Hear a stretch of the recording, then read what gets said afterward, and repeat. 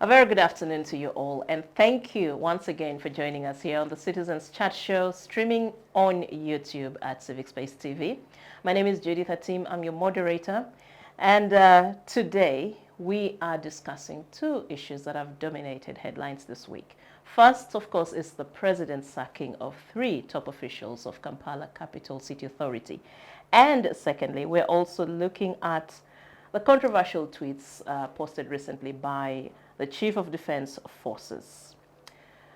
So we shall be discussing that. I'll give you a bit of background to that. Well, on Tuesday, the 24th of September, the State House Department of Press and Public Relations issued a press release about President Museveni's dismissal of KCCA top officials after he received the IGG's report on the Kiteezi landfill disaster, which happened recently. It was indicating that there was significant evidence of criminal negligence. That's what the IGG's report said. The 3 officials dismissed Dorothy Kisaka, the executive director of KCCA, Engineer David Luyimbazi, her deputy, and Dr. Daniel Okello, the director of public health. The president also called for further investigations into this matter by the CID and other crime management agencies. We shall be delving into this shortly. But also on Saturday, the first son, who is the Chief of Defense Forces, once again took to the social media platform X, where he made a series of controversial posts which have left Ugandans shocked, puzzled, and even scared of the future of this country.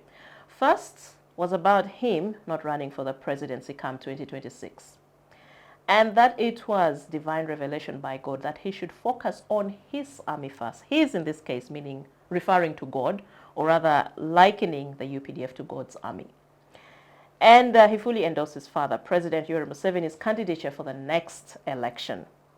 Another post was that members of the Patriotic League of Uganda who want to contest for parliament should go ahead and do so, urging them to subscribe to the ruling NRM party headed by his father, which he said is the party whose values are closely aligned with PLU's.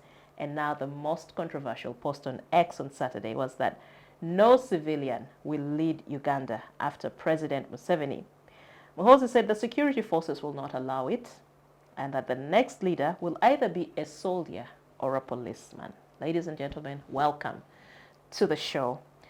Let me take this opportunity to welcome my guests, or my panelists. From my immediate left, Dr. Sarah Bireete, Executive Director of the Center for Constitutional Governance. Good afternoon, Sarah. Good afternoon, Judith and the fellow panelists. Good afternoon, viewers. You're pregnant with ideas of what to share on this discussion. I can see you are. Your face is just about to burst. There's so much running through your mind. We'll be hearing from you shortly. Next to Sarah, of course, is Dr. Robert Ojambo, Head of the History Department at Kyambogo University. Dr. Robert, good to have you. Thank you. Good day, good afternoon. We look forward to hearing your insights into these issues. And last but not least, Mr. Joseph Othieno, political commentator and UPC Ideologue. Joseph, good to have you on the show. So it was a pleasure being here, but I'm very hungry. Oh. I'm very hungry. I've not had a meal. I hope you are not angry as well. And I was going to come to that. I'm so hungry. I've not had a meal, in part because there was no power and I'm used to using electricity. I'm glad that this time I had ironed my very fantastically nice shirt. But angry that we have to have a discussion around Mr. Museveni, his son and his family. And not only their treasonable comments and observations and acts, but rather their blasphemous statements, including engaging my dear God of my Mr. Jesus. I reject that. Interesting. So we had a conversation here when the Kiteezi disaster happened. And at that time, the focus was on individuals at KCCA, especially the leaders, to take responsibility and step down. And now, months later, we see the president taking this move. What are your reactions? Is this a prayer for Ugandans that has long been answered, or do you read more to this, just this move by the president coming at such a time also when we're having all these conversations around reforms and a lot of things are happening. I just want to get your insights. Let me start with you, Sarah. Well, it's almost 2 months after the landfill scandal in Kiteezi. Disaster. 5 lives lost, 15 lives rescued, unaccounted for persons still buried by the garbage.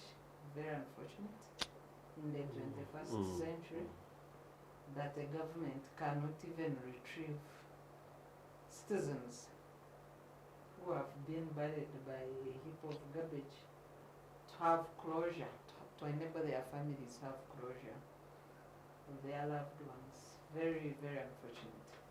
But also the stranded people in the Red Cross camp for 2 months. No evacuation efforts, no resettlement efforts. We hear of payments by Office of Prime Minister, but it is still a story until those people are enabled to find decent accommodation.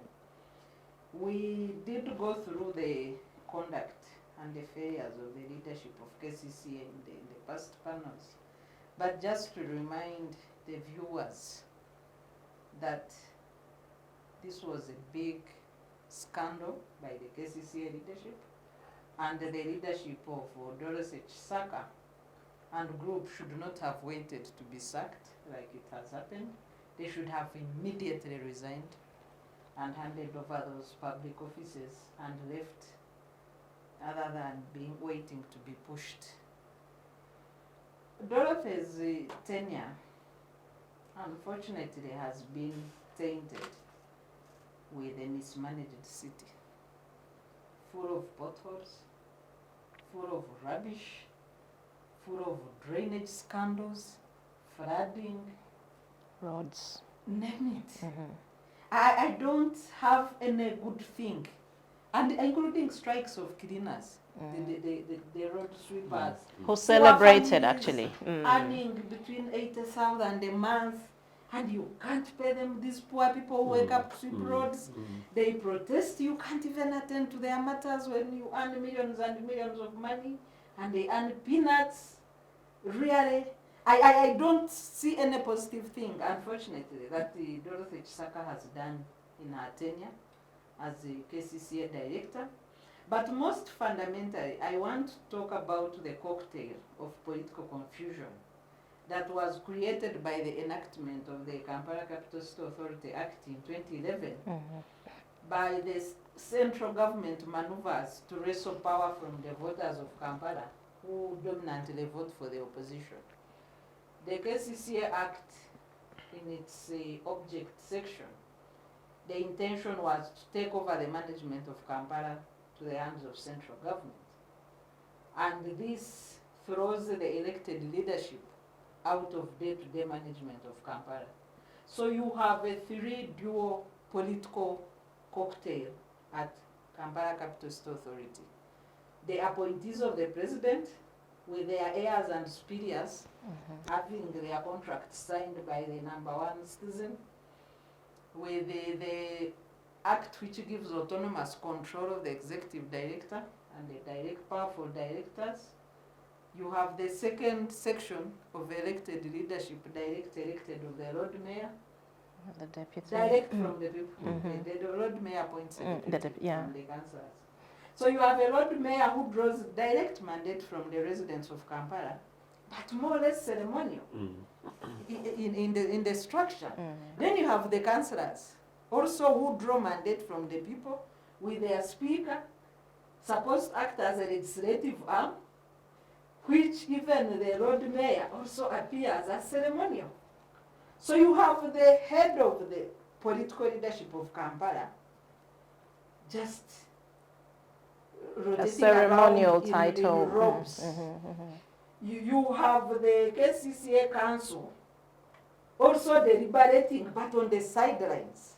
And you have the mantle of executive control vested in the hands of the executive director and the powerful directors, and who are supposed to be the technical arm working under political leadership, but they work under nobody. And then in addition to that, you have a minister and a minister of state. This cocktail of political confusion cannot serve the people. It cannot. When Madame Jennifer Musisi was the executive director, she delivered a bit, although the working relationship with the political leadership did not exist. But we saw the technical arm moving in an attempt to organize and clean up the city. Even in the absence of, her only mistake was failing to harmonize with the political leadership. But she worked, cleaned up the city. The city became like a normal, somehow was moving to becoming a normal city. And then the political leadership disagreed with her methods, and later she had to resign. From then, I think that was the last of what Kampala residents saw of a functional KCCA. Then we are covered by garbage, we are border, and people are dying in floods and trenches. Then you have rubbish, and to make matters worse, rubbish kills people. This is the legacy of Dorothy Chisaka and her leadership. And I think the entire authority should have been relieved of its duties, not just 3 people, under collective responsibility. So for me, now that the 3 are out, and I hope they will account for their crimes in courts of law, what happens next? I think for me it's time for the central government to realize that their maneuver to control Kampala has risked lives. People drowning in floods, people dying in trenches, borders drowning whenever it rains, people losing property, and the climax of it is Kiteezi. I think it's time to repeal the KCCA Act, the central government to withdraw from their capture of power from Kampala residents and allow Kampala to be governed under known democratic principles of direct participation and representation that is followed with direct accountability to the people. Interesting. But Sarah, before, I'll come back to you on this later. There are people who think that the Director of Public Health tried. He had actually issued that warning earlier to the ED and the Deputy about the potential threats that actually were what he had seen at Kiteezi, and just how bad the situation could get if no action was taken. And some people think he actually did his part. The decision on the next process of how to take action to actually remedy the situation was now out of his hand. I don't know. I'd like to hear your thoughts about that, but later. Let me first move to, would you like to respond? Yeah, just quickly. Okay. The director issued a memo 2 months before Kiteezi collapse about leaking garbage. But the same director of public health was the one managing 4.1 billion annual budget that was supposed to be used to grade and manage the garbage to make sure it does not reach that level. So he also has a bulk of negligence under his armpit and no accountability for the 4.1 billion budget that he was using, deploying a dead grade at the garbage site with nobody to run it. Let me hear from you, Robert, your insights about this sacking of these 3 top brass at KCCA. Nothing new. Nothing new, because the problem in Kampala City Council Authority is just a symptom of a bigger governance problem in the country. I don't think there is any place doing better. All these towns around here are struggling with garbage. That's why you saw when Kampala got a problem, it was very difficult to even find a neighbor who could help to come up as a stopgap measure until we went to Mukono, where we are soon being chased away. Now the sacking, I think it just shows the confusion in government. Huge confusion. Of course, the president is doing what in his mandate, but how he did it made me very surprised. Because I don't think he first needed a report to relieve those people of their duties. The best practice normally is people go step aside an investigation is done, and that investigation should not only stop at a report, should reach where people are making a decision. But the president has a prerogative to make an independent decision as a appointing authority. But for me, what surprised me is for anybody to be happy. I don't see any solution to the bigger problem. Because the bigger problem has been that that place, we have not yet gotten a qualified person who can be an ED. Remember the first ED under the new law that Sarah was talking about was the lady who left, Jennifer Musisi. Look at her background. Jennifer Musisi had come from URA, and therefore she had a lot of experience in revenue collection, not management of the city. So whatever Jennifer Musisi did, it was just by luck and some good common sense and the personal acumen, and at the end of the day she managed to succeed better than the others, but is not the right person who would have been the ED of that place, because that place would require, being the capital city of Uganda, it would really need somebody who is very good in urban management. So would want to see a CV that this person has been serving in this urban center and has achieved ABCD like that.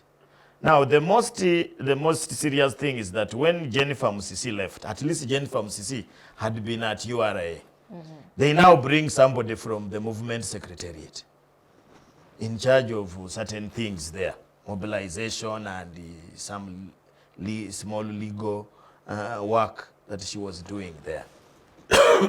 I would be very surprised if she did anything. Because if you look at successful cities that are doing well, go and check. The other day I was checking the administrator of the city of Kigali. Qualified, trained abroad in matters of management of the city.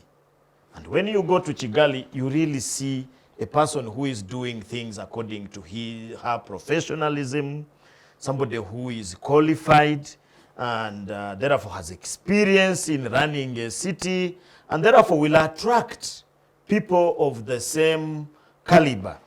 So when you bring my sister, what do you expect? She's interfered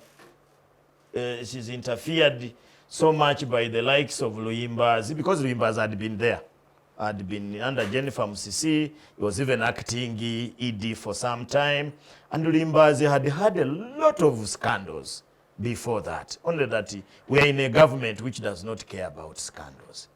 There is that man you were talking about, or Mr. Okello. I am saying Mr. Okello, not because I'm making any mistake. That is his title. He's a dentist. He's a person who trained in management of people's teeth. Is not a manager of public health. That position requires somebody who is a qualified public health consultant, not even officer, consultant, because he superintends over all the public healthy centers in the 4 divisions of Kampala. He's supposed to be a very knowledgeable person with a lot of experience in matters of waste management, in matters of medical care, primary one, and so many other things. So he has been a den. He has been superintending of a den of a lot of confusion. A lot of confusion. Because what would a medical doctor discuss with that person? A medical doctor, or what would a primary health care officer? Because this is in waste management. You needed somebody who is well qualified in that area. I don't see a dentist. Must have another group of specialists to help him. And he was a director there. He was a director there. Look at many others, and you will really find that there is a problem there. Now, when Saka leaves, who becomes the acting ED? a human resource officer. Have they appointed? Yeah, acting. Acting capacity. Parliament Acting capacity. Parliament just says they've sent 3 names to the president. I think they've, but I think in acting capacity, yeah, there's someone who had A human resource the sacking takes officer. immediate effect.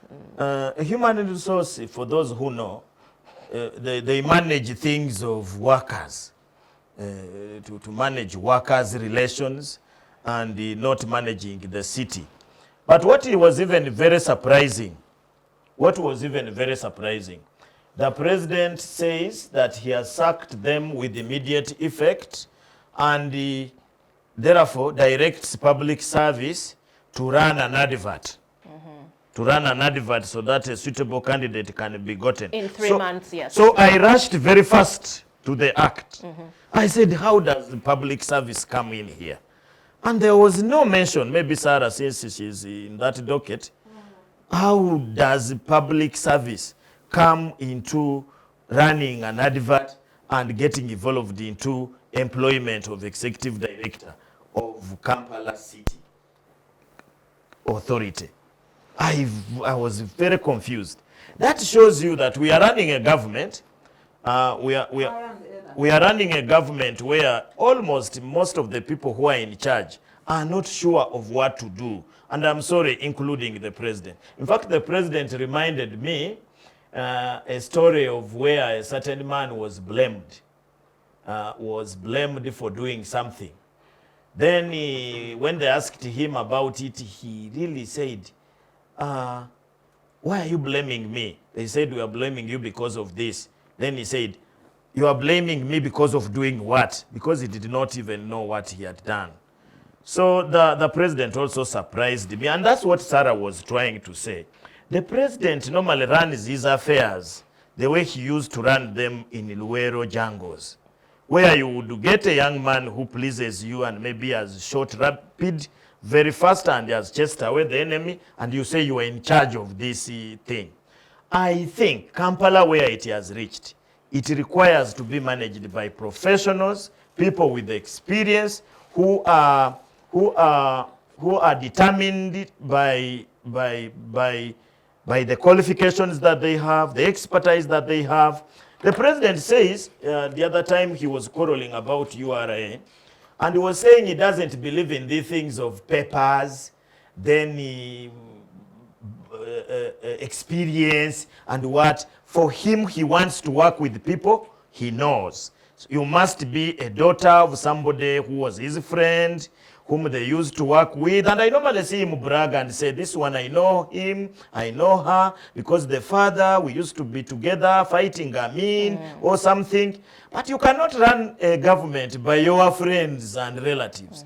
Things that are in KCCA require people who are experts. They are experts in waste management. I have always told people here, I have colleagues who are very good. They are consultants of cities outside even this country. They cannot be consulted by KCCA. There are people who have shown that they could do something. Then, as I end, the other big problem, which even if they brought a very competent person, the confusion between the technical wing and the political wing would still cause a problem. There is a very huge confusion that was created by the law that Sarah was talking about. Imagine you have a minister and a deputy. You have a mayor and his council, but the mayor almost has no any power. He can shout, but things happen. Because there is a time even when a budget was approved for KCCA, and it had not passed through the council. So the council did not even know what has been budgeted for. Then, in addition to that, you have a person called RCC, another level of leadership. So the RCC interferes with the council activities. The minister interferes with the council. Because there are clear reporting structures. Everyone has to report to the president. Yes. So the one who reaches the president first interferes with the other group. You just remember a few days before that sacking, there was a fight in KCCA council where councillors were fighting as if they are drunkards in one of the bars in these suburbs here. tearing clothes. And those are the people who are supposed to be planning for Kampala City Thank you. Council. Thank you, Robert. So- Let's hear from Joseph. But interestingly, you posed the question to Sarah about the provisions of the law. The president's directive was that public service should advertise. Yes. And now we are seeing, this is an article that was posted on the 9 Post just 24 minutes ago. The state minister for Kampala is saying they have already submitted 3 names to the president for the position of ED. They the Have who? they considered the They the Oh, who? The ministry, I Oh. think, The yes. minister for Kampala, they have sent 3 3 names. to the president for consideration of the job.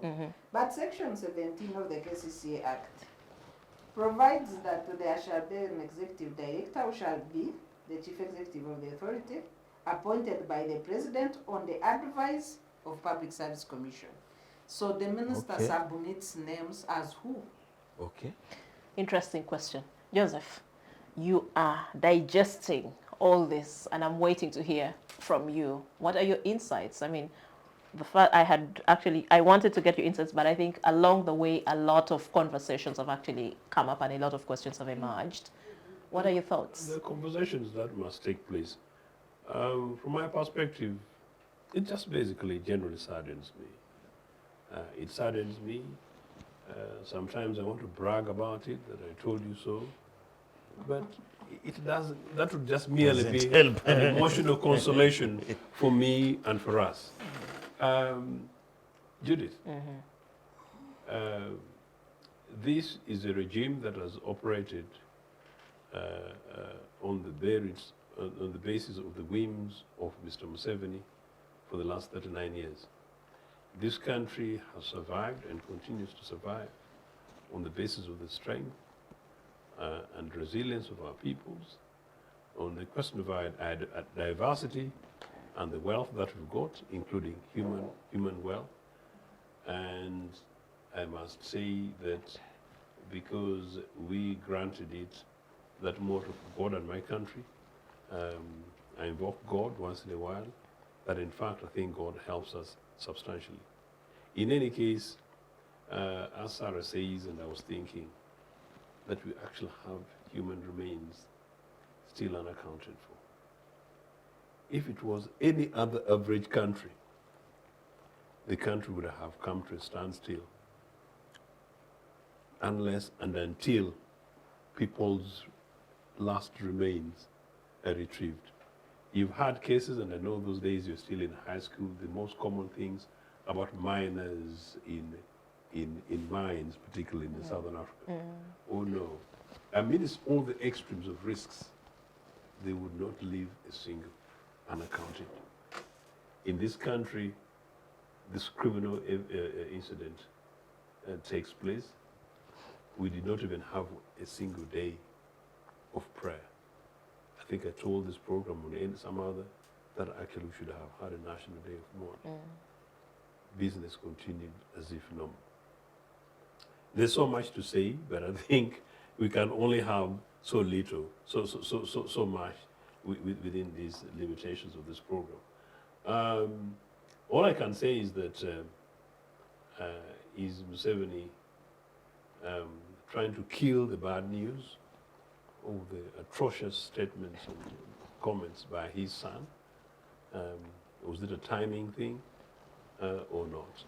And that because his son has effectively committed treason, and because he himself, by letting it continue, they're continuing to commit treasonable acts against this country and the citizens of this country, and that they continue with extremely arrogant and extreme impunity, but arrogance against the peoples of this country, that they do so in a manner in which they want, and because they're running this country as if it's a family business. But in any case, is it something that people should be able to clap about? I'm actually surprised that some people think it's an excitement thing. No. I could cynically suggest that Mr. Museveni is responding to opinions of yourselves and many others in the public. But can you imagine that is responding to it after 2 months? So there is no single credit to be given to this guy. Mr. Museveni should actually be, someone for police questions if the law did not protect him. Because in any case, you're the chief executive officer of a nation state. And for the first time ever anywhere in the world, this grand level of citizens die from rubbish. Die from rubbish. You know, and you're the head of state, chief executive officer. That is when we talk about hell should roll. It actually lies with him. Then come the mess that my two colleagues have talked about. How dare this guy go ahead and create that Kampala City Capital Authority nonsense? How? And why? And you know, Ugandans, maybe that's part of our problems. The guy creates this thing as business as usual in the streets of Kampala. And he creates the thing, and the thing runs for 5 years. You know, and nobody, including legislators, don't say, hang on a second, we did these things, but it's not working. It's a contradiction to our major national capital, Kampala. It continues as business as usual. So yes, you have a city authority with an elected mayor, direct elected mayor.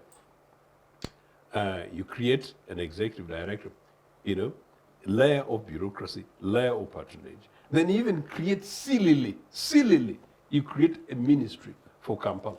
Now, what does the minister of Kampala do? Do you know how much they're paid? Do you know how much they earn per day? Do you know how many guards and drivers they do have?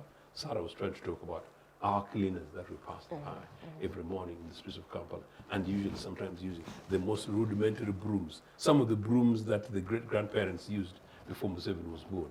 And that's what they use for cleaning Kampala. Can you imagine that? So you can go on and on. So no, it is in a way a reaction to public opinion. It's a reaction 2 months too late. But finally, if anything, as my colleague said, these individuals are cheek. They shouldn't have been should not have waited to resign. They should have handed in and tendered in their resignation that evening. And if it was a normal country, the country that UPC was attempting to build, you know what? These guys, upon their own individual conscience, maybe that's another thing that Museveni has created in this country, where extreme of death in garbage, people think is normal. You know, because they don't know better and they can't see better, which we are trying to tell the young people of this country, particularly the majority of your audience on these programs, that no, this country is possible. They just need to believe in better. And they've been shortchanged substantially. Just to conclude, these three should not only be the ones resigning. Somebody should be taking responsibility also at my brother Lukwago's establishment. Because actually, if it is the case that the elected executive of Kampala are being held hostage, they should come out and shout and also begin to demand and should be calling us to the streets so that we go ahead and reclaim the mandate that we gave to them. Either we do that or together with them we campaign with them that the system as it is today is not working. It should be Kampala, the elected representatives taking responsibility. It should be these guys taking responsibility, the 3+ more. It should also be the minister and their respective people. But even below the minister of Kampala, who is the minister for national strategic planning? Who's the minister for planning and economic development? Who's the minister for housing? Who's the minister for urban development? We used to have some of those that were quite clearly structured. So basically, who is the lead cabinet person, responsible for the environment, including health? Who are these ministers? So you can actually say the more you go into it, the more you find that possibly 7, 8, 9 ministers would be taking responsibility. But under NRF, we're basically being wrong. It is shameful, it is shambolic, and as I said, but it is sad. Just for the sake of Lukwago, who is not on this show, I don't think there is anybody in Uganda here who has struggled for KCCA like Lukwago. I remember this poor man was thrown out of office for 3 years. He struggled alone. He went to court, he tried demonstration, they locked him up in his house, they beat him up. Where in this regime, in fact, about Kiteezi, it is only Lukwago who has been making noise. The little noise that we know about Kiteezi, it is Lukwago who has been making noise. The only problem may be, which I can agree with my elder brother Othieno, is that he has not taken responsibility. Sometimes you need to take responsibility, and where possible, because keeping in there and the people are really using you as a punching bag. That's clearly my point. Is what I can blame. But struggling, the man has really struggled. So thank you. I have heard your insights, and Sarah talked about the political cocktail or the meddling. You talked about patronage, the cronyism, and generally the lack of meritocracy that surrounds employment opportunities or appointments here in Uganda. And this is something that permeates all institutions, not just KCCA. Today it's Kiteezi. We've seen disasters before in Bududa. We've seen River Nyamwamba in Kasese previously, and many more are yet to come, of course. Yeah. But how do you think we should actually approach our management of these kinds of issues going forward? What would be the long-term solution for KCCA in the midst of all these irregularities that you point out? I think the meddling and the things we've raised, are the things that must be untangled. Now, maybe it's too much from our perspective that what we've said, that maybe there must be a much more increased public debate, and fantastic that you put this on the table and to your viewers and audience, and we hope the state listens. We hope the legislators listen. We hope that the more we say this, the more people simply say that, well, this is not working, what do we do? I'm not necessarily saying that three of us would necessarily have a panacea, but I'm saying also that if the status quo continues, many more of these things are going to be happening. I want to draw three comparisons. The current state of KCCA management, which is, first of all, too heavy. I think half of the budget goes into salary payments. You have about 8 directors. Bureaucracy, yes. The Well, yes. top bureaucracy, minister, state minister with their staff. RCC, Executive director, With the their deputy staff. directors.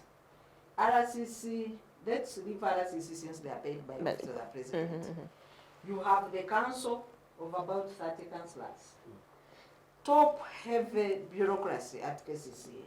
And of course the failure to merge because of different political agencies. You have the directors and the executive director being allegiance with the president and running to State House. You have minister and deputy minister redundant. And it's important to note that the Act provided for an overseer minister, not a direct minister and a minister of state. The Act provides that there will be a minister responsible for Kampala. After creation of the Act, the Minister for Presidency was the overseer of Kampala. There was no minister, there was no deputy minister. So you have these two idle appointments adding into the cocktail of confusion. How do you run a smaller entity? KCCA was under the Metropolitan Law.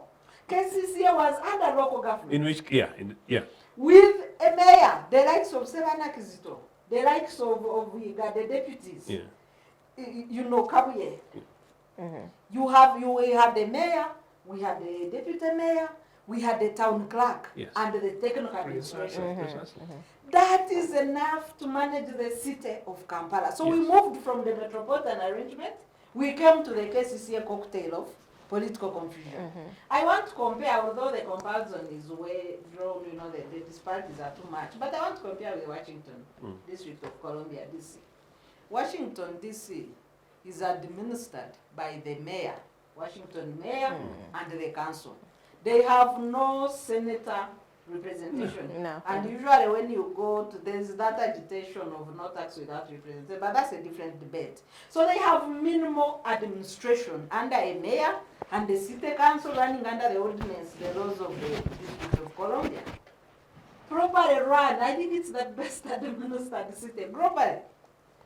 So if we wanted to say, we want central government to take over, Washington DC is under central government takeover through the District of Columbia. So where are we copying from to bring this top-heavy bureaucracy of people just to draw salaries from KCC and not serve the people and not pay allegiance to the people because they are not elected? I've just been going through the functions of the Lord Mayor. Among the functions of the Lord Mayor is to preside over ceremonial civic organizations and diplomatic representation. So you have I withdraw my earlier. So you have a representation of the people that are not involved in service delivery. Even if you wanted to hold the Lord Mayor accountable, how do you hold him accountable when he's always talking from the verandas?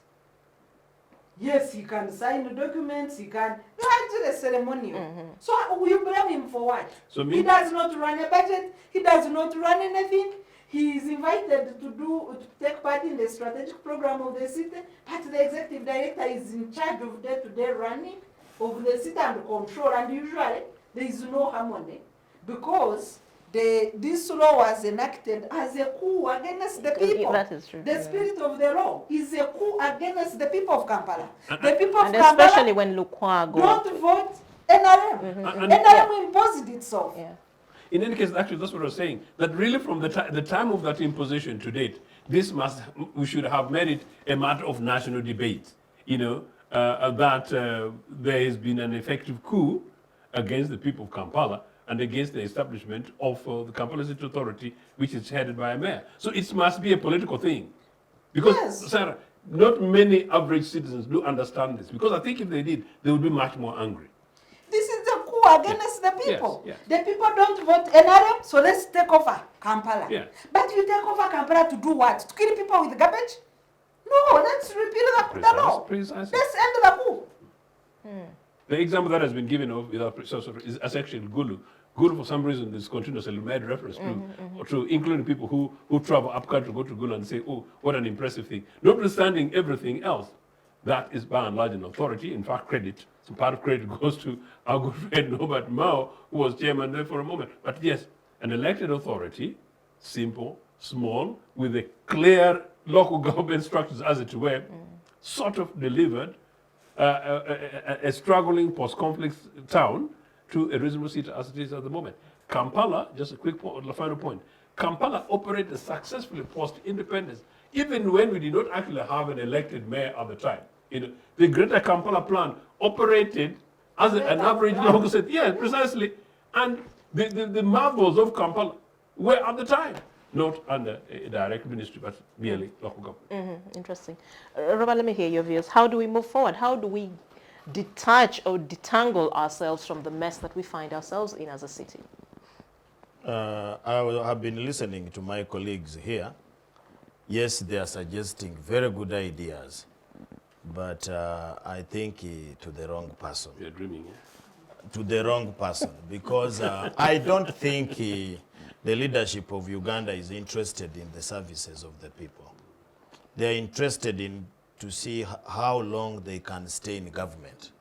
And that one they can use any other means, even if the Ugandans have to die, and leave them here alone. When you look at all the towns in Uganda, the ones now they are changing into cities, when some of them are really terrible villages. Here, village not to mean that a village is a bad place, but in our understanding of a village in Uganda, it's not, I don't want to ridicule you qualify it as a terrible village, so don't worry. people who stay in the village. There is a huge problem, because the leadership at KCCA should be preoccupied with providing services to the people of Kampala and their visitors who come in. But when you look at most of the things which are done, for example, just see the constructions of the markets. The markets that are constructed in Kampala are not to serve the people of Kampala. But one is a mean of land grabbing, to grab land, public land, so that it can be constructed into markets which are later leased to some people. Special people. That's why most of the markets that were constructed in Kampala here are empty. You go to Wandegea market. Instead, people sell their things outside the market. Because the market does not fit into the real seller in Wandegea, who has a capital of 200,000 and is selling onions, plus some tomatoes, plus some oranges. So you are saying go and hire a stall at 1 million.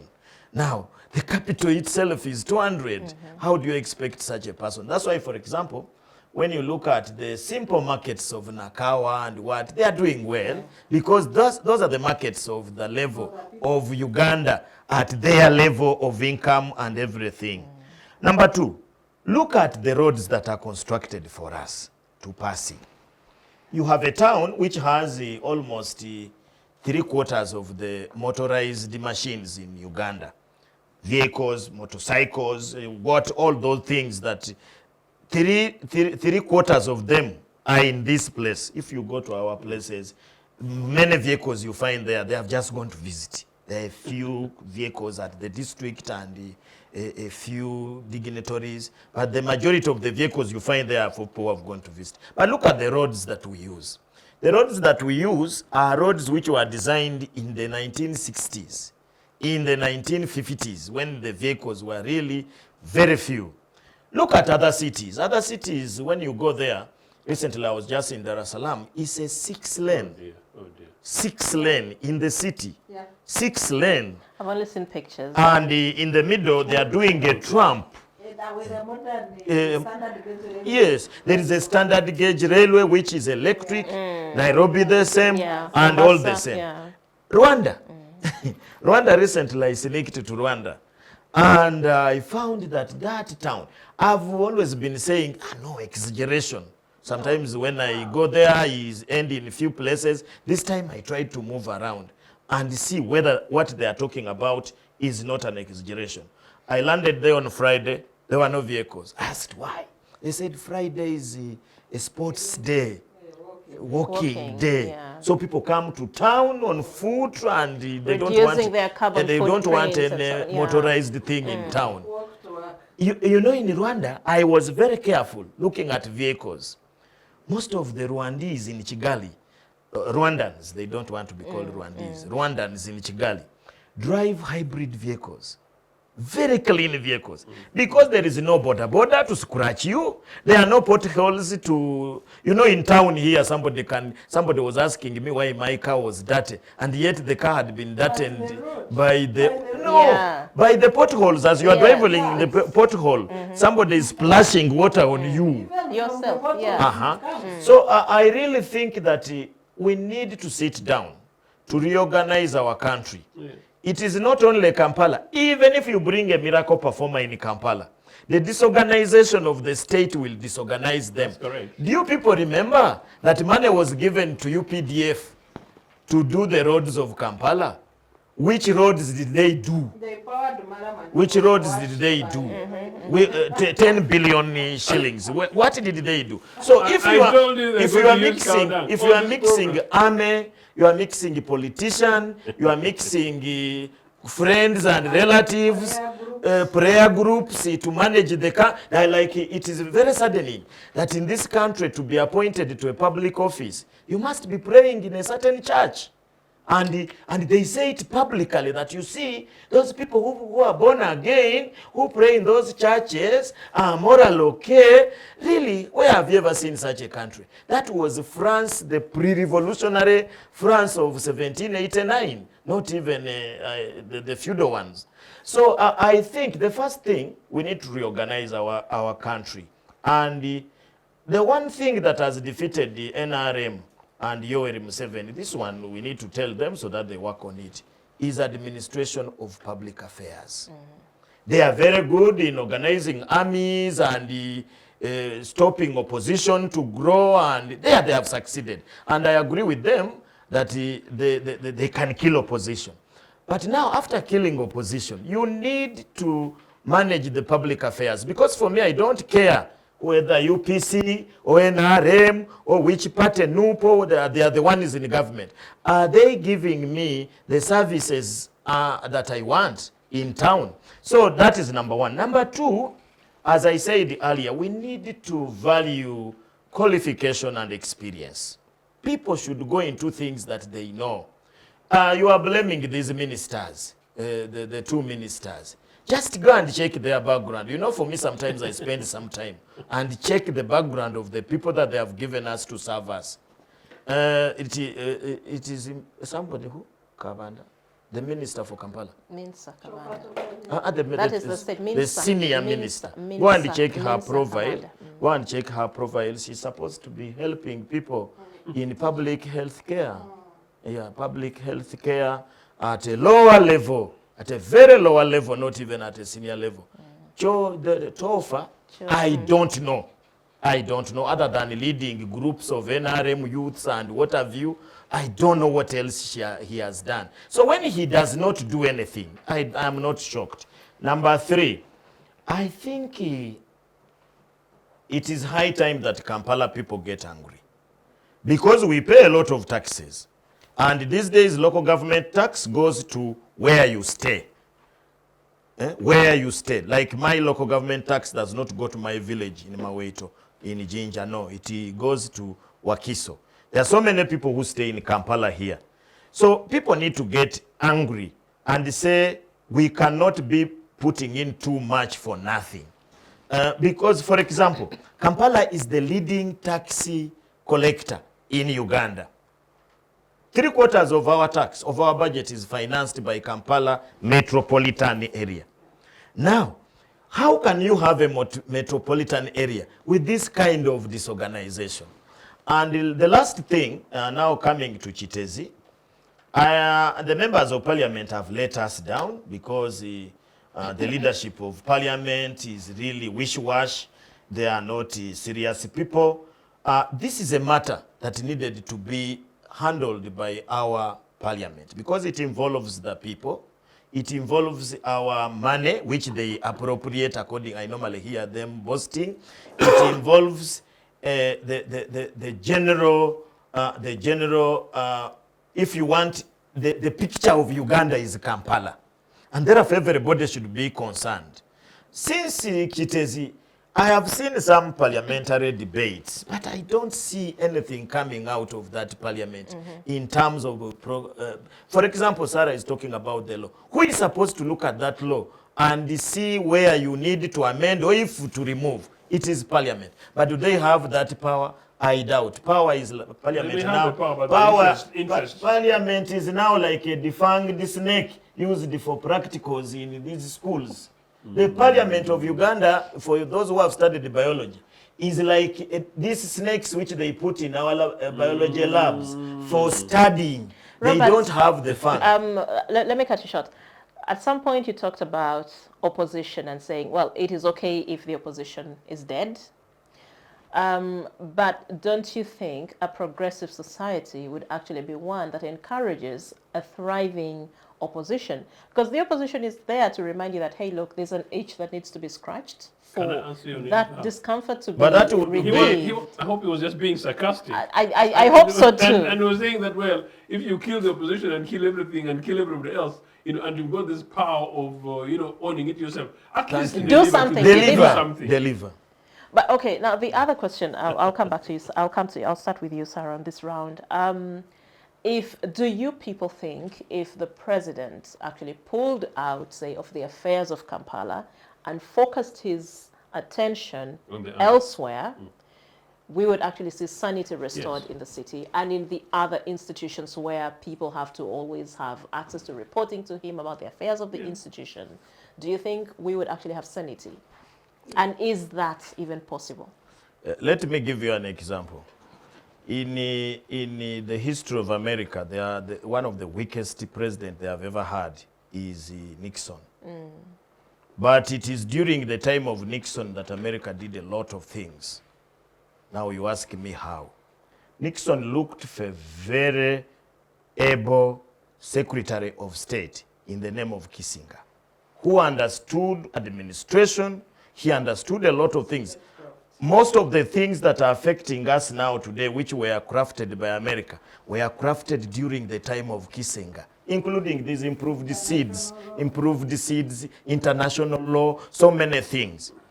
I have said it severally, that Yoweri Museveni would be very good if he stayed back and advised on his army, where it is going to attack, where it is going to grow, and so on, and looked for a very shrewd administrator, like he had tried during the time of Mbabazi.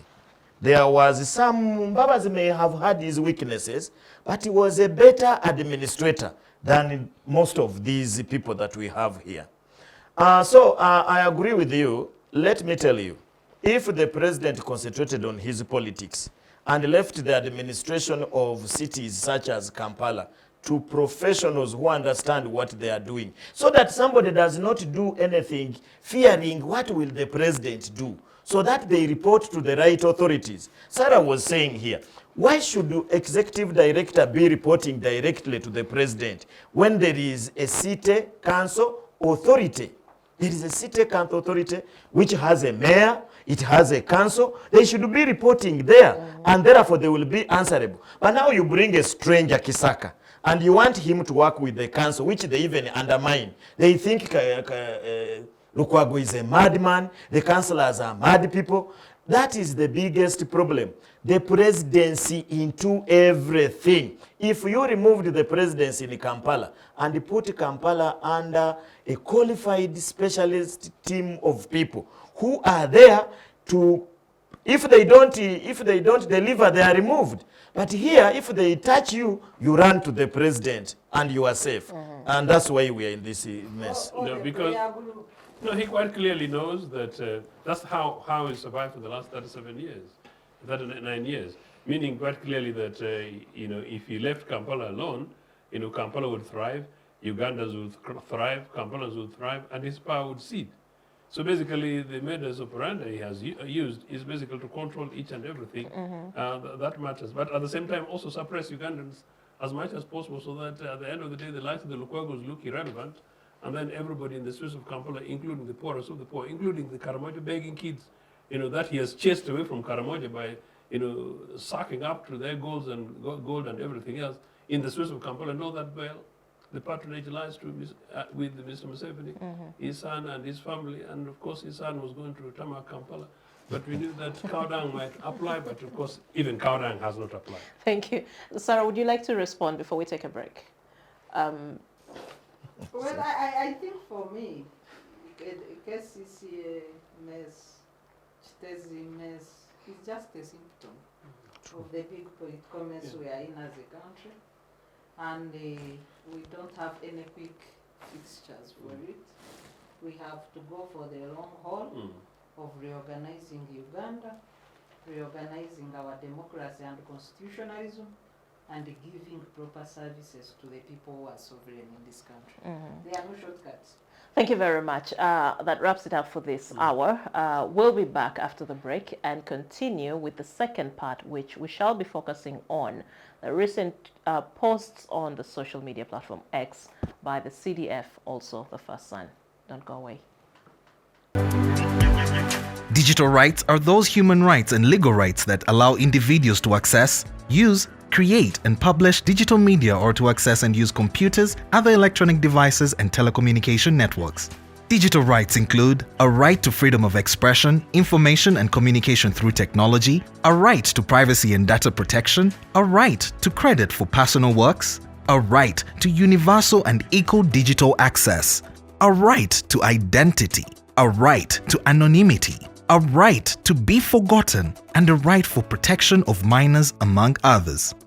The state's digital rights are frequently violated through various unfair actions, for example, blockage of websites and social networks, theft of credentials, unauthorized use of people's data for personal gain, privacy intrusion, online censorship, arrests and intimidation of online users, internet blockages, and the proliferation of laws and regulations that undermine the potential of technology to drive social, economic, and political development worldwide. It is hence every citizen's responsibility to respect rights of other digital users and to speak out or report to the responsible parties when one's rights are violated. Welcome back from the break, and thank you for keeping it with us here on the Citizens Chat Show on Civic Space TV, streaming on YouTube. I'm Judith Atim once again, and I'm joined by Dr. Sarah Bireete, Dr. Robert Ojambo, and Mr. Joseph Othieno, as we go into the second part of our conversation, focusing on the recent posts on social media platform X by the Chief of Defense Forces and the First Son, Muhoozi. At the start of the show, I actually mentioned some of the messages that actually were shared last Saturday on his handle. Which one would you like to start with first? Or should I take us through the tweets once again? Maybe for the benefit of the viewers. Well, for the benefit of the viewers, of course, the most controversial tweet by the First Son was that no civilian will lead Uganda after President Museveni and that the security forces will not allow it, and that the next leader will be a soldier or a policeman. Then there was another post where he said members of PLU who want to contest for parliament should go ahead, and he asked them to subscribe to NRM party, which he says it's the one whose values are closely aligned with their organization, PLU. Then the first tweet was about endorsing his father, President Yoweri Museveni, for another term, for him to contest in 2026. And in that post, Muhoozi said he would not himself be appearing on the ballot. He still wants to continue doing God's work in the army. That God had revealed to him that he should focus on his army. That's God's army. In other words, the UPDF is equal to God's army, if you read what he's saying. Your reactions, Sarah? Who should I start with? Yeah, I may go first. Yes. The first son, I think since about 2017, he started portraying himself as a heir apparent to the father. Aggressively, especially on Twitter. And he has been amplifying that campaign with the formation of a civic organization or NGO known as PLU. I don't remember what it is in full. Patriotic League of Uganda. Yeah. Well, and I was wondering why he didn't even register a political party. But why am I saying this? As a citizen, he has a right to contest for political office if he so wishes, like every other citizen. But given that he is a serving soldier in the Uganda People's Defense Forces, then there are procedures also that are required of him. Article 208 of the Constitution describes the character of the Uganda People's Defense Forces: non-partisan, non-political, and obedient to civilian authority. Further to that, the UPDF Act prescribes a code of conduct of its members of the UPDF that he now commands. So when you are a leader of this institution and you operate outside the armpits of the law, how legitimate are you as a leader? On Muhoozi's presidential ambitions, I want to share a brief history of first sons who have become presidents. The US has had two previous first sons that have become presidents. One was from the John Adams, who ruled from 1797 to 1801, and John Quincy Adams, who came in long after 1825, 1829. And then you have Bush Sr. and Bush Jr., and Bush Sr. 1989 to 93, and Junior 201 to 209. There are gaps in there. Also, first sons in the US, in Africa and Asia, have had, a take on becoming presidents after their fathers. Africa has had a mixed experience. 7 countries on the continent have had both father and son, and one brother lead the country. Examples include Botswana, Kenya, Democratic Republic of Congo, Gabon, Togo, Mauritius, and Malawi. The excluded ones are Morocco and Swaziland, which are governed as kingdom monarchs. The 3 sons of the founding fathers, first president or prime minister after independence, have also ruled, and this includes Botswana, Kenya, and Mauritius. President Ian Khama, President Uhuru Kenyatta, and Navin Rogoran, respectively. In all these 3 cases, the succession took place over a decade after their father had left office. In Botswana, Khama was elected 27 years after his father left office, while in Kenya, Kenyatta was elected 34 years after his father left office. In Mauritius, it happened 13 years after the father had left office. There was enough time For the party sons to elapsed, groom and grow to and enable citizens assess the impact and results of the father's leadership and make comparisons. regarding the son. But we have had also cocktails of a mixture of coups and the rest. Mutharika, who was similarly coming in after the brother's death, it also happened after. After 10 years of the brother's death is when Mutharika now comes to become president. Sub-Saharan Africa has had a cocktail of coups of first sons, either taking over like in Togo, Gabon, and all those failed states, which has happened immediately, and of course DRC, where then Kabila took over after the father's death.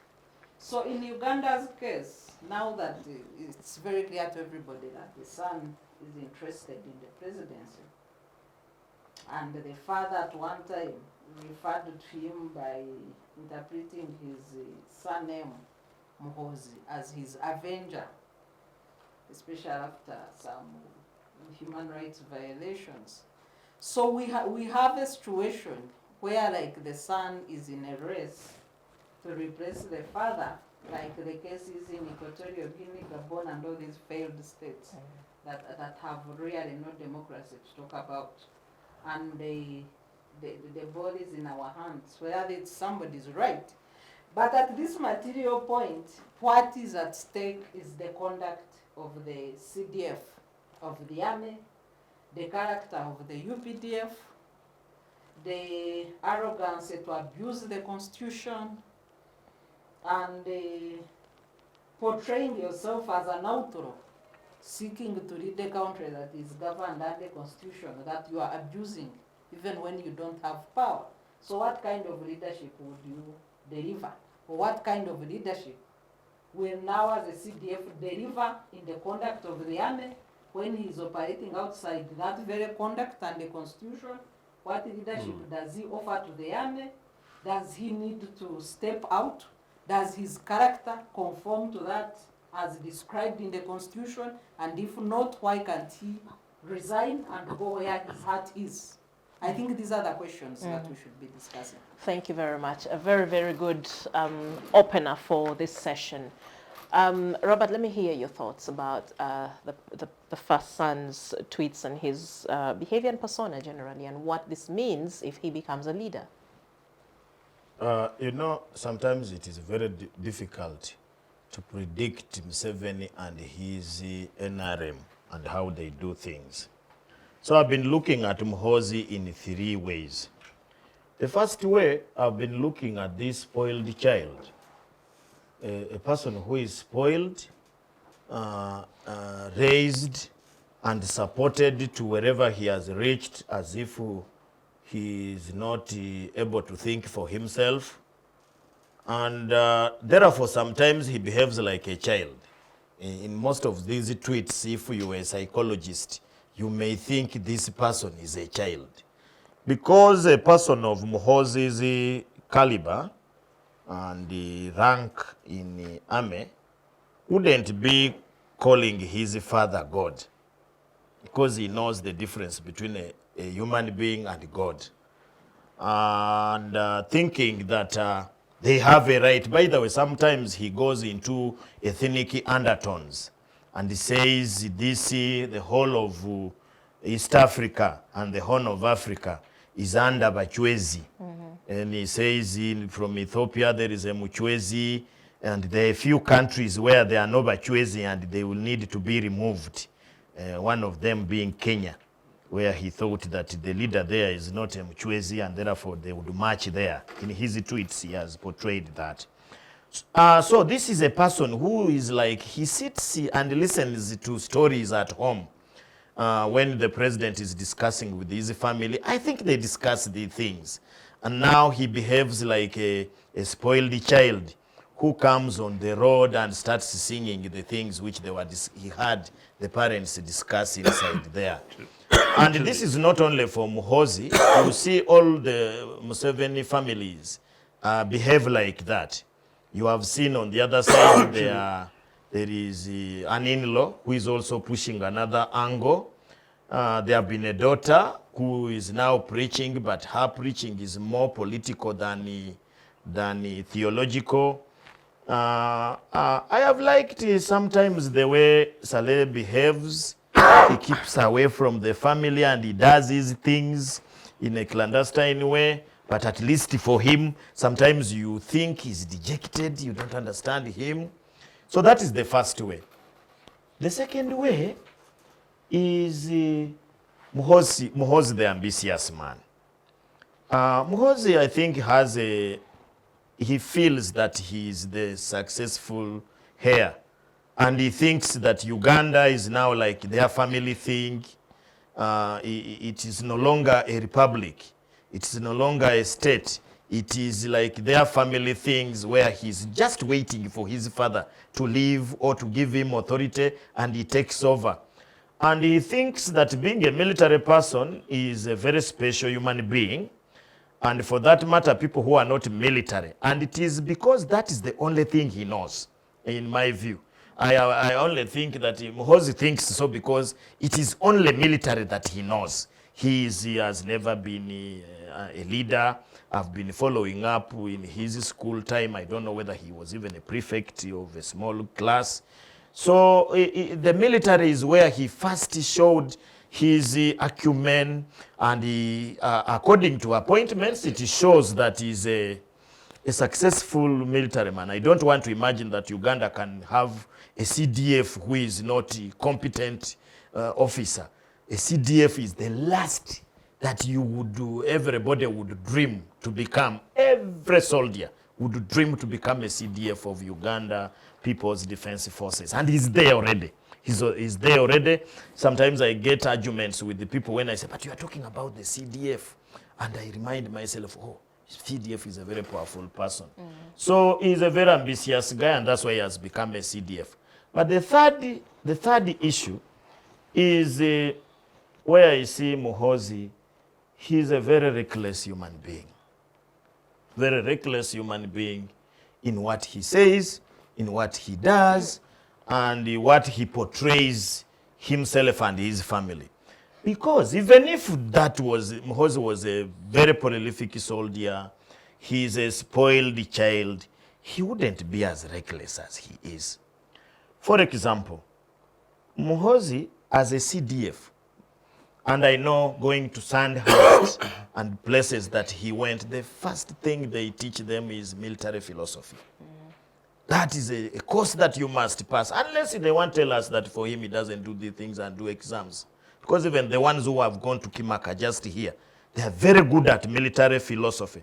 And military philosophy teaches you to understand the military, and therefore the military in relation to the civilians, in relation to international community, in relation to all these things. But Muhoozi seems to show that in these areas, zero, he does not understand.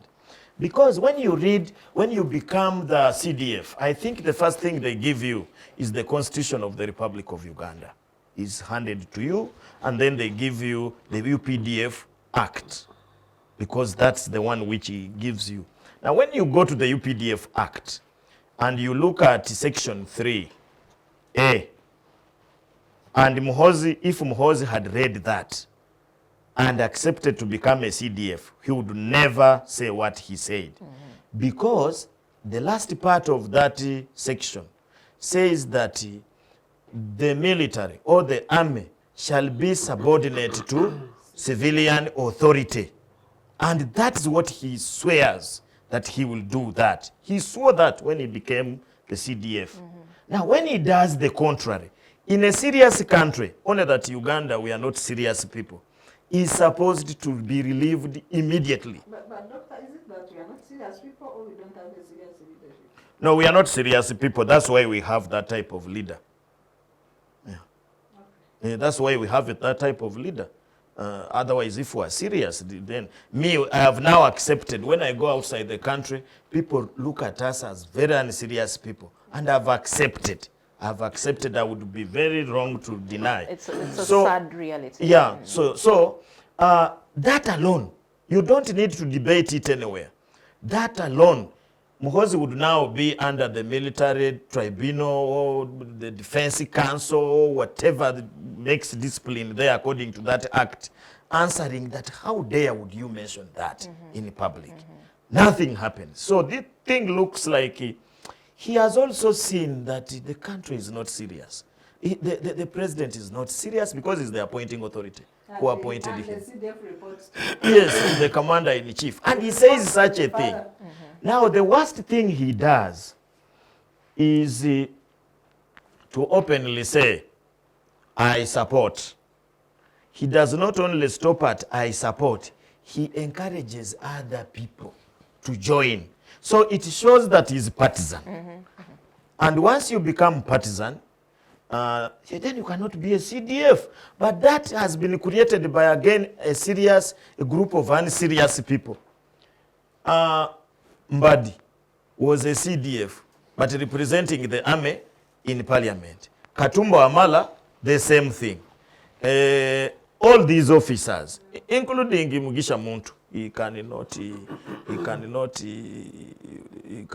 argue, because I remember when Mugisha Muntu was the commander, he also represented in NR something, which was equivalent of parliament, parliament here. So I think that has been a very bad thing, and it looks like normal.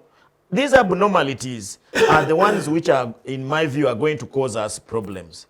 Because I have never seen in any country where we have reckless people or officers like Uganda, even in ramchackled ones, where the coup leaders and so on, they're a little bit, they are polite. They say, we are just here on your behalf. This one is saying, you civilians are useless people. And shut up, there is nothing you can do. The last thing I want to talk about that tweet is, I was laughing at my Pilau colleagues, PLU, I call it Pilau colleagues. He told them that a few serious ones should go back and contest in NRM. The rest of the guys were just finding their survival, and therefore they should disperse and go away. So it means that this was a choreographed thing that was choreographed by the powers be, maybe to try and fight the popularity that NOP was getting, and it has already finished its job. It has already finished its job. When I was young, I told you my uncle was a policeman, and he warned me never to join police. And if I join police, I should never go to the CID part of police, because they are mission oriented. Once you finish your mission, you are eliminated. You are eliminated. Their mission is to find information for the state. And once you finish your mission, you know a lot.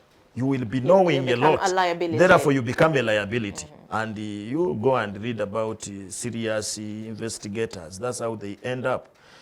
So, PLU, Pilau, have been now told the truth, and I see people scampering here and there, trying to put on a serious face, but they have been told to go away because they have now finished their work. Now that also still looks, a serious person would have not said like that. He would have just kept quiet and maybe told them quietly, but the reckless person he is, he again tells them to do so. But the most saddening thing, in all this, we are not reading Museveni's card. What is Museveni's card in all of this? I'll not be shocked, me, Ojambo, I'll not be shocked when Muhoozi is a candidate in 2026. Thank you. Let's hear from you, Joseph, and then later I would like us to unpack that one tweet. No civilian would. I think we need to look deeply into that and the implications to the wider society, our collective conscience, I think. When you read such a statement, for example, what was your first reaction? For me, it was shock and it was fear. Oh. That's how I acted instantly. As soon as I read it, that's how I felt. Joseph, let's hear from you. Sadness again. But I wasn't actually shocked, incidentally. It's simply because you can hear me clearing my throat, and I think I need to be able to check with the doctor, with an ENT person, because I clear my throat too much. And but talking about that, I don't have an average health facility either in Gongera or near me in Kampala. So as we're having conversations during break, I need volunteers and I need offers. I need donations for specialists. But we shall sort that out. But part of the reason is that, yes, I have been songing and songing, as Okello would say, singing for the last 35 plus years that we are under a dictatorship. And that we are in dictatorship with Museveni and in charge. I must say that it took me halfway, it took us up to about 20 years ago to take it very clearly, to make that Museveni was turning this dictatorship, personal dictatorship, to both personal and family. And it was when he sent his son to the army, of course that was early 90s, people had conversations over that. For me, at the time, from where I was, I thought that I wanted to believe some of what they were saying from 1986, that maybe they were genuinely opposed to some semblance of dictatorship, and that considered what they'd done, and they had now the privilege of state ownership and control. They would try their level best not to do the kind of things that would compel citizens to compare them with so-called past regimes that they had been allegedly, they had been fighting against or allegedly had issues with. So away from that, I thought that, well, it would indeed be a far-fetched thing for his son to be a heir apparent. But if you look at the conversations people were having when Muhoozi joined the army, it's exactly the reality that has come here. Number two, there was this document that went around, allegedly penned by the Musevenis, about meetings about the Basita clan thing, and it was in the early 1990s. And so those of us then in opposition and elsewhere, we saw it as bits of pots of gold, but at the same time we also think that maybe this is maybe some forged stuff that is being circulated to cause confusion amongst people. But then you continued, and then They want to rule for yes, and then you continue, and then you realize that actually nobody comes out to dismiss or to disassociate with these things. And then you move on, and then you see, even if it's actually a false document, there is a semblance of truth in this thing. And then Robert is talking about talking back into the past. You called it about the tribal thing. No, my friend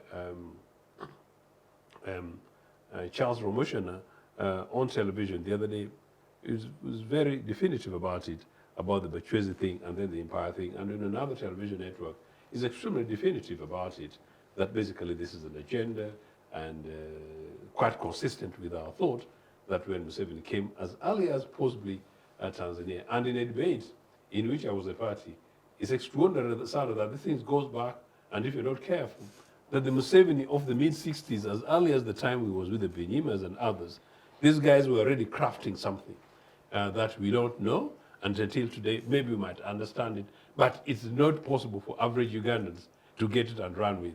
But it is very difficult seeing what Muhoozi is saying, and it's very difficult seeing what his father is doing and with him, and to dismiss that it is a hearsay.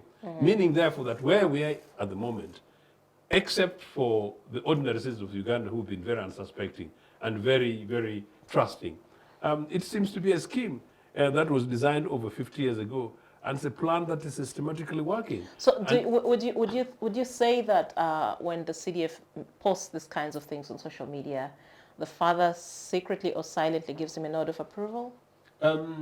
The fact that the father has done nothing about it, is in itself a nod of approval. But like somebody else said, actually, the interesting thing is that these streets are not the biggest problem. And by the way, that's where I'm going to. Sorry, these streets are not the biggest problem. The biggest problem, the biggest national disaster, is actually that Mr. Museveni's son, considering where Museveni came from, including through the bush, and the grievances, the alleged grievances they presented, that Mr. Museveni's son is the chief of the armed forces of the Republic of Uganda, and people are clapping, and people don't see that. That really is actually much bigger than the conduct of Muhoozi. And to the extent, therefore, that Muhoozi does, before the streets, including those who are bombing Kenya, we by Kiteezi, Rwanda, everything that Muhoozi has done, and his business as usual. In any case, I think we've even had a conversation here in the last 2 years where we thought that maybe when Muhoozi is being removed from being heading his father's guard protection unit, is being demoted, is being silenced. No, it is quite clearly a scheme, and it's a scheme which is working. To the extent that what Dr. Ojambo is saying, you could even not rule out the possibility that Muhoozi comes into the ballot. The only thing I want to say about the ballot thing is that actually, where we are at the moment is that should Museveni decide to retire, or should Museveni decide to have some serious headache leading to the next election, then maybe that's how it might happen. So you don't dismiss what Comrade Ojambo is saying. But it is extremely sad that on the basis of the background of NRA and on the basis of the background of their continued attempt, as I said, including the 1995 Constitution, which they owned in the name of the Republic of Uganda, that 20 years later, the head of the military in this country, who happens to be the son of the ruler, would go ahead and assault Ugandans at that time, including particularly the final tweet that I talk about, that no civilian should. But amazingly, then you ask yourself, maybe, that Muhoozi says this, and people walk in the streets of Kampala the following morning, it's business as usual. And then Muhoozi says that, and people are quiet in Luwero. And Muhoozi says that, and there are even people from Atiak, where there's an Atiak NRA massacre, and some of them are actually conduits to Mr. Museveni. And then Muhoozi says that, and people in Mukura are walking as if it's business as usual. The only reason they're doing so is seemingly they're helpless. Thank you. You wanted to say something, Sarah? No, I think for me, and I associate myself with the submissions of the other panelists, but I think for me the big debate we should have is the transition. President Museveni has been here for 40 years. Yes, there is that plan, they want to rule for 50 years. And if you go by the story of the adage they told to the mechanic by Museveni when he was still working in the research department under Bote, that if I ever get power, I will never leave. I will never give it up. So I think all those things have come to pass. And what remains to be done is the job of Ugandans to take Uganda forward. When the group that is in power thought they wanted to capture power by other means, they took up to the bush. But today there are no bushes to take. So the people interested in taking the cause of Uganda forward need to find consensus on how to do it. I was so sad watching the debate of Parliament about the same controversial tweets. Parliament's key function is to protect the Constitution and to promote constitutional governance in Uganda. But the helplessness, not that I have hope in this Parliament, no, but the helplessness, even the fear to read and open the laws by Parliament shows Ugandans that the institutions have collapsed. The only institution I think that is effective is that of Museveni's family, and they will do whatever they want. Nobody will say anything. So all the rhetoric of liberating Uganda, introducing democracy, all is gone under the table.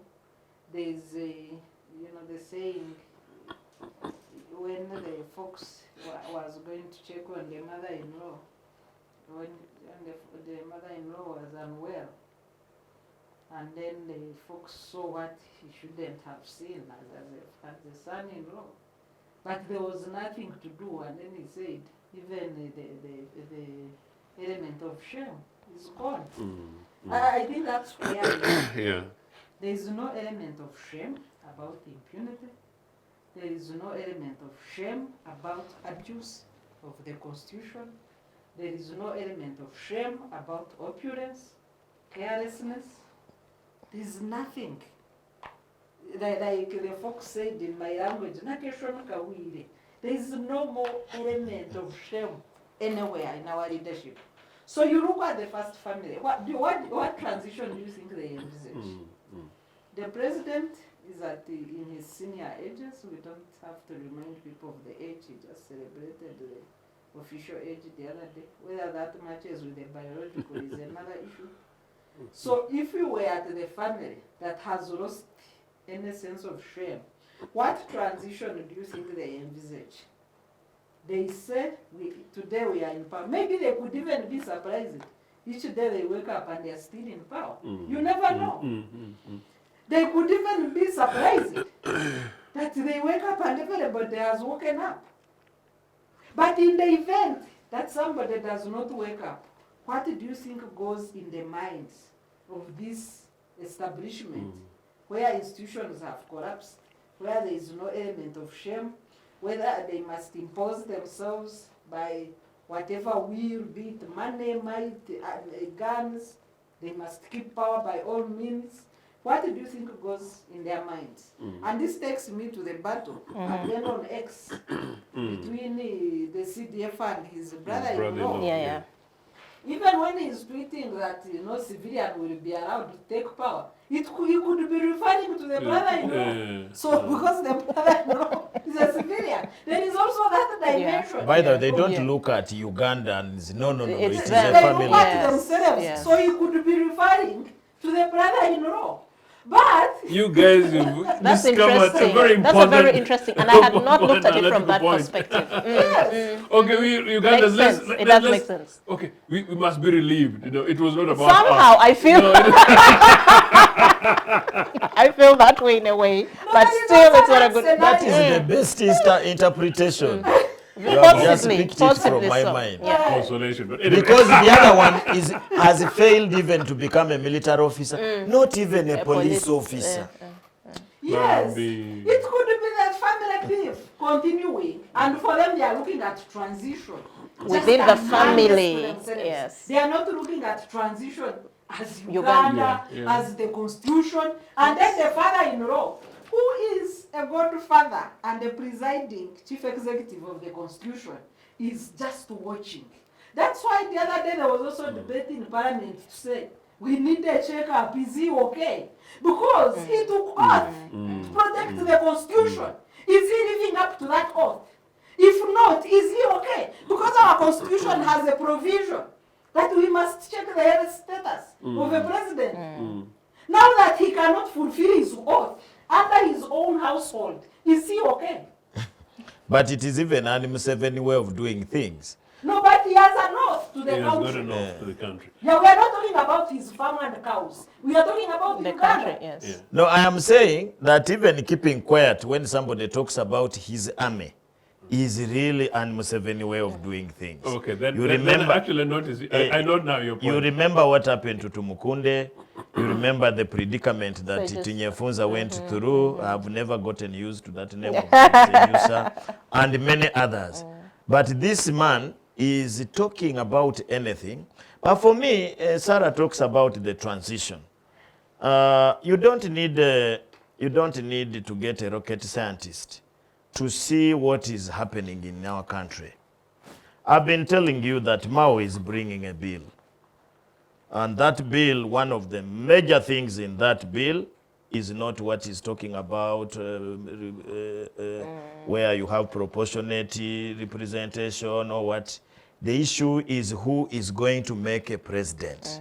And how? Remember the birthdays that happened a few years ago, or months ago, were a political experiment to look at how popular this guy is in public. They discovered that with all the pomp, with all the money, there were problems. There were problems. So if you leave this guy, he goes for rallies and there is a popular election. Imagine his father with all the money, his pump and what have you, ends up with 57%. What about this guy? So Mao is bringing an amendment. That amendment is going to make us, it is going to differentiate all of us, so that we are going to have an election where you get electors. And that one is going to be very easy to fund. You just need to fund 300 MPs. And they will make a president. And not with so much money. Yeah. You don't need a lot So of money. at the end of the day, after you have elected, even there is no accountability. So you only account to the MPs, because they are the ones who have power to remove him or not. And they will be intimidated. I can tell you, the minister above Muhoozi, there is a council, the Army Council, there is a state minister, there is... You are referring to the MI command? Yes. Membership is listed in the Act. In the schedule, some died. In Section 3 of the Act, majority have died. Yeah. Those who are alive, they are thrown in the cold, like genocide. Yeah, that's what I'm telling you. There is a minister of state. Then there is a minister of defense. But this minister, I can tell you recently, I saw something which was very funny. The minister invited Muhoozi in his home in Tororo. And Muhoozi was the guest of honor. And then the minister stands up and says, now, Mr. Muhoozi, the CDF of Uganda, I have now the honor to welcome you. And you come and address the people as the guest of honor. Then the man, the CDF, thanks the minister for working very hard. And what he's doing is very commendable. I saw a speech and I said, are these guys insane? A CDF is thanking the minister for working very hard. So it shows that the minister is a servant of their family thing. When the madness of an entire nation. This happened last week. Yeah. I don't know how you missed it. It happened last week. I don't belong. I follow That is not my class. The other story was given by Honorable Dur in Parliament, where the Muhoozi tweets were reported to Parliament. So it was sent to Select Committee of Defense, which Dur was a member and the chair and what. At that time when this whole thing started, Muhoozi was not a CDF, was a presidential advisor to his father. And the CDF was Mbadi, General Mbadi. Wilson. He was in that meeting. Then both was there as a state minister and Bamlanze Chisempija as the minister. So Odur brings the matter, asks this to the chairman. And the good thing, he was saying this and all of them were there. Nobody said point of order or what. They all kept quiet. And when the issue of the ranting general came, which they were supposed to solve as a select committee, the first person, according to Odur, to move out was the minister. Then they said, now both, you are the one in command, answer. Both received a phone call, walked out. Now they said, in that rank, there is now CDF, Mbadi. You said this. Mbadi stood up. He's a CDF of the Republic of Uganda. And he said, you people, you want to bring me problems. You want to bring me problems. So who is serving who? Now, Uganda, we have been turned into servants of the president and his family, all of us. Maybe the president is using the cantankerous tweets of the son to test whether institutions have died or not. Yeah, that is one of the things. But I told you, when you, whether citizens have in got most to cases, respond Yeah. effectively. in most cases, Sarah, the problem you people are in town here. But for us who grew up in rural area, when a family wants to abuse the other, they get some stubborn child in the family. In the family. Act like a drunkard. No, a child who does not even know how to speak. Then when you are saying something, he says, twale li no mana oli ali wali daddy ya gamba chiwo. That what? Now you keep quiet, even that said the other child is not yours. He's saying it but he will have been sent and the message will have reached. So when you see Muhoozi tweeting these things, it's not an illusionist that he is getting illusions. He is communicating what they discuss. I think so too. As a family. Only that he It's has the other strategic. characters It is strategic. of a child. Okay, so really, So it's if you don't easy to mind, dismiss and say, well, he was Muhoozi drunk is or... like Shakespeare's fool in the whole act. Thank you. And in fact, me, I was about to quarrel with Sarah, but Kumbe now I confirm. Because So- I want so- to repeat, if you don't mind, just to give this to continue. Do you know Sarah was talking about the mental state of Comrade Kaguta? For me, actually, when I saw those tweets, and I didn't really, I genuinely initially thought, one, they were fake, and two, for the first time, without prejudice, But- I questioned the mental state of Mr. Muhoozi at his level. Because if you look at those three things, I know we Ugandans have been deadened. But there's But a quite pattern clearly now it's- for years that you can clearly see. Indeed, but the extreme, by these three, no, they're quite critical, including the final point you're asking me, no civilian can do so, and then the other, then leave PLU. Just the other week you said But even your previous brother-in-law's tweets a have thief. been, we are marching to Nairobi, for example.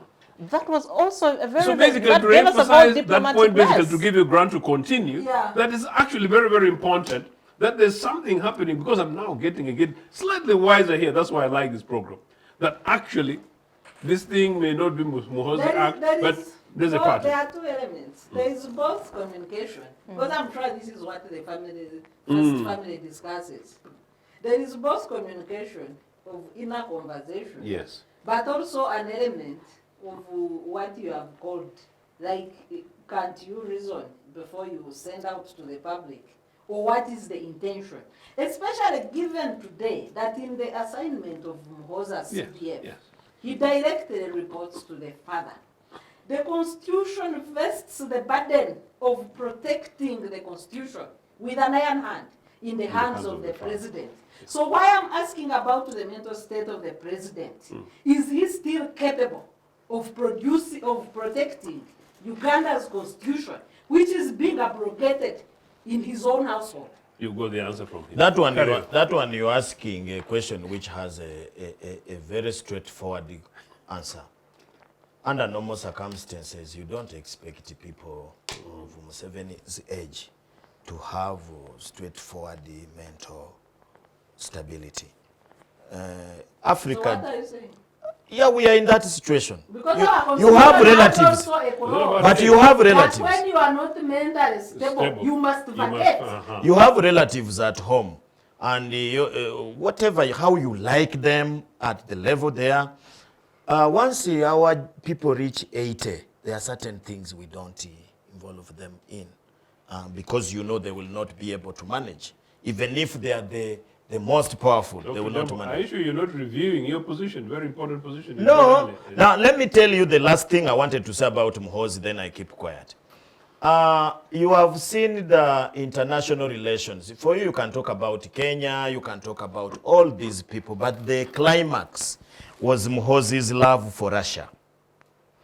And that Muhoozi's love for Russia, you need to look at it also from the family. We are only with the United States because we are forced to do so. There have been very good love for communism by Museveni. Now this man, he does not only say he supports Russia. Recently, the last communication, which was in a statement, this time not even a tweet, just, he said that these Americans should shut up. We even demand them. 100-something billion We dollars. worked for them, Yes. and they have not yet paid us. They should first pay us before they can talk whatever they are saying. I waited for the Minister of Internal Affairs to give a statement. And if the minister does not do, the president must do. Because what we are in for in Somalia is not a joking subject. This is a mission where we have pacts that we have signed. We are taking their people's children.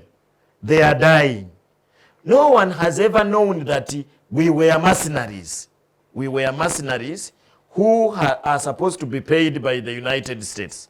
The president has always told us that we are just playing a patriotic mission where of Pan-Africanism, which he started in 1970. Now the CDF of the Republic of Uganda is saying we worked for these people as mercenaries. They have not paid us. What are they saying? And nobody objects. Why won't you think that this young man has been sent by somebody to say such a thing so that we see what happens? So for me, I think Muhoozi, as you said, the one who will avenge for me. The Avenger. Yes. He is. He is. That's why they send him to do such things. And nothing happens. I want to dare, let any military officer today go on Twitter and say that for me, since Muhoozi is supporting NRM, for me now I support NUP. And I want to encourage all people who listen to me to join and support NUP. And we see whether he will sleep at his home. Thank you. Joseph, we're actually, it's actually about time, so we need to actually wind up and conclude. No, I think... Can I just say your last thoughts? No, when I listen, really, I think we're being taken for a ride. I think all the conversations here and all the sentiments about this conversation is really about asking Ugandans to wake up. Asking Ugandans to wake up, I understand and I agree with partly with what Sarah is saying as a possibly way forward, that we need to find a national consensus. But I think that is where we should be going to. My view is that I think pre-reaching that level of national consensus, we should continue with what I've always been urging Ugandans, particularly young Ugandans, to wake up, to interrogate some of the things that we're trying to talk about. Understand that we've been taken for a ride. Get a little angry, and then get only cleverly angry with a view to seeking solution. And that can only be getting much more engaged in the political process and stopping the idea that, it's business as usual, that Obonages is going to sort it out for us. We must remember that we pay the taxes, including in every food and every beverage that we buy on a daily basis, and we need to make sure that we hold somebody out there responsible and accountable. And while we're doing that, we shouldn't forget that the longer we continue being ruled by actually a family in this level of impunity, the more what is at stake primarily is the future of this country, which predominantly lies in the hands of these guys, or 80% of the citizens out there. The organization is lacking, the leadership is lacking, but that leadership and organization can still be provided by you out down there as citizens of this country. And we can only do so by saying no, and there is no other way but for us to be able to do so, saying no. The more we do that, I think the more we shall find consensus amongst ourselves coming together. There are Ugandans across the political divide, including in NRA, and I meet many guys, senior guys in NRA, who genuinely are looking for a solution, but some of them are basically looking for who to bail the cat. Bailing the cat is the job of all ourselves, individually and collectively.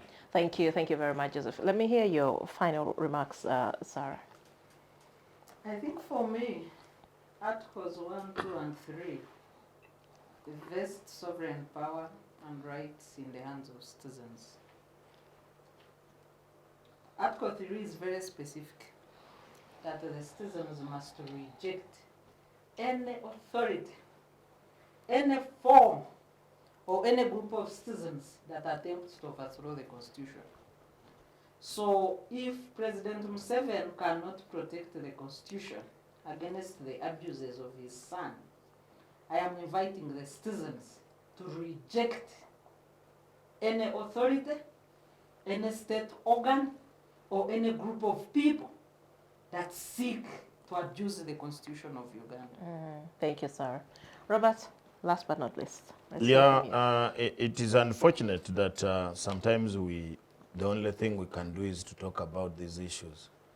But there are very serious issues that affect the affairs of our lives, because I'm imagining a state of affairs, and it looks like our people have accepted anything, so much so that at the end of the day, you may talk about these things and finally they happen and you have nothing to do about them.